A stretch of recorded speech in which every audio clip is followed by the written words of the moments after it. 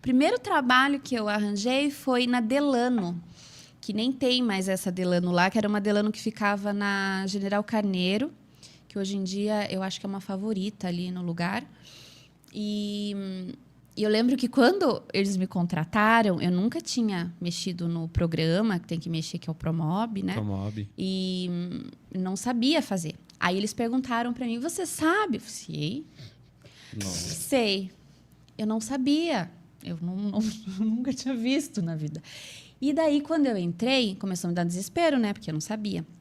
Então, tinha um mocinho lá que ficava no segundo andar da loja, uma outra moça também, que é a Tânia, e a Vanessa também, que eu conheço ela até hoje, que é daqui de Itapê.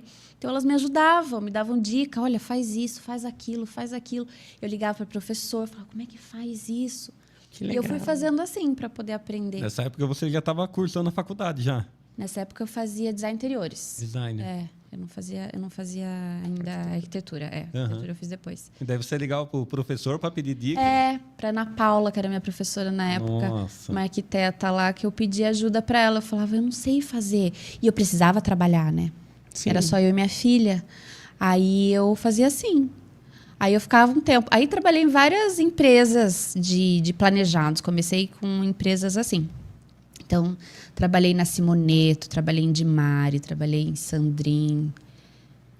Um monte. Trabalhei na marcenaria artesanal. Artesanal. Foi muito legal lá. A gente fez a casa da Ana Hickman. Que lá é top né, demais, que eu participei. Isso. A gente ia de helicóptero. Aonde que era? Aí subiu o nível do negócio. Delícia, né? Aí de sacoleira. Aí eu tava andando de helicóptero, indo para Campos do Jordão de helicóptero, fazendo a casa da Ana Hickman. Que legal, que legal. Que legal.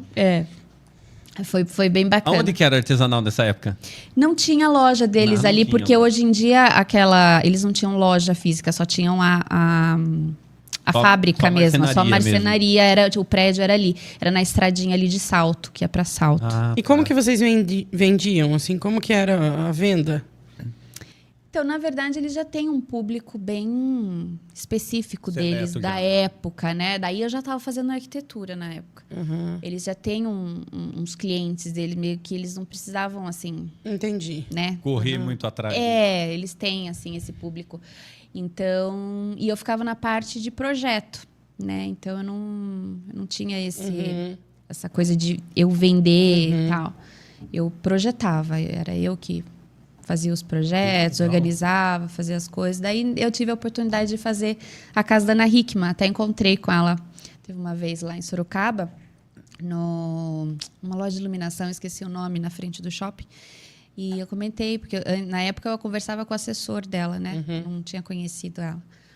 Aí a gente fez toda a parte da casa dela, lá de Itu, que é uma casa linda, que parece um shopping, né? De tão grande. legal. E a parte que eu participei ativamente foi a parte do orquidário dela de fora e também num apartamento em São Paulo. Então foi uma experiência muito bacana.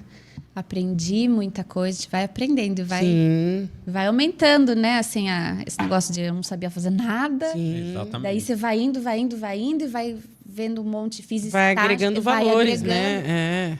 E eu sempre fui muito xereta para as coisas, né? Eu queria aprender. Eu fiz estágio com o Bruno Rubiano, lá, que é um arquiteto muito renomado.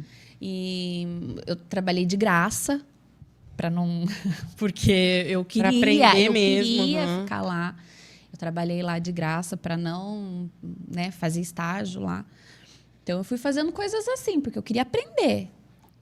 Eu sempre fui muito ansiosa para aprender, assim, eu gosto. Então, para as pessoas aí que estão nos assistindo, eu queria que você falasse uma coisa na sua experiência de vida.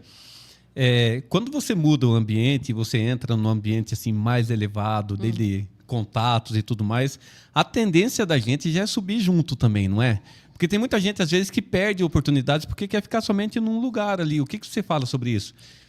Eu acho que você tem que aprender a se vender. Eu acho que em faculdade, cursos, eles ensinam muito aquela matéria em si, ou aquele ponto em si, mas é a parte teórica daquela profissão, mas eles não ensinam as pessoas a se venderem. A se venderem. Né? Porque o que me difere eu de um outro arquiteto? Né? Por que a pessoa vai me contratar e não vai contratar o outro arquiteto, né? Se, vamos falar assim, se a gente estudou a mesma coisa no mesmo lugar, se a gente aprendeu, o cliente fala, eu quero isso, né? Uma pessoa mais ou menos no mesmo nível de estudo vai conseguir fazer o mesmo projeto. Sim. Ela vai se identificar comigo, a forma com que eu me vendo e a forma com que ela se conecta comigo. Então, quando você tá nessa área, principalmente de arquitetura, você tem que pegar oportunidades, entendeu? Porque é muito fechado, né? Quando eu comecei, era assim, é muito fechado. Se você não tem um nome ainda, você não existe. Exatamente. Né? Eu fico vendo no meu escritório o tanto de currículo, gente, que eu recebo de arquiteto e engenheiro formados há muitos anos, que fizeram faculdades muito melhores do que a minha, pedindo, por favor, emprego. Né? Então, às vezes, não é só o conhecimento da área em si, é saber aproveitar as oportunidades que a vida te dá. Sim. E ter vontade de aprender. E ter, entendeu? Não ter vergonha e ter vontade de aprender. Então, acho que eu tentei aproveitar o máximo possível disso, né? Foi aparecendo oportunidades ali. Exatamente. E eu ia indo, né? Eu via uma brechinha, eu pedi ajuda, eu ia. Eu nunca tive vergonha. Então, eu ia. É que você comentou que você trabalhou lá na artesanal, né? E a artesanal ali, como a gente estava falando, ela já é de um outro nível, né? Sim. Então, assim, você passa a conviver com pessoas diferentes, né? Eu lembro que eu vim de uma marcenaria tradicional, dessa de bairro, que era do meu pai, né? E eu trabalhei durante muitos anos ali. E quando eu saí dessa bolha que eu falo, a mudança de ambiente, né? Que às vezes é necessário e é importante para a gente. E quando eu entrei na Selmar, foi um lugar para mim onde as coisas começaram a mudar. Desde conhecimento de pessoas, de ambientes, você conviver É uma com... chavinha que muda, né? Exatamente. O serviço era o mesmo. Não tinha nada de diferente do que eu já fazia. Só que o ambiente era diferente. Sim. As pessoas, os contatos que você tinha era diferente. E aquilo me ajudou demais. Na Selmar, eu trabalhei no grupo ali e eu trabalhei em 7 lojas deles.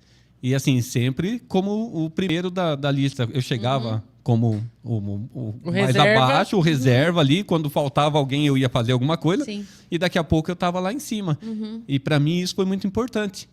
Por isso que eu falo, às vezes a gente fica muito tempo no mesmo ambiente e você perde a oportunidade de crescer porque você não se vende. Essa é a maneira certa que você falou, né? A maneira como você se vende, às vezes, é muito mais importante, né? Eu acho que não se acomodar, né? Porque a gente tem mania o ser humano ele foi feito para achar a zona de conforto. Então, quando a gente acha a nossa zona de conforto, tá bom ali, né? É seguro. Né? E é um problema você isso, né? Vira uma rotina, você se adapta. Sim. De repente, você já está ganhando um valor que você acha que... Considera aceitável. Tá bom, tá legal, tô confortável. E você para.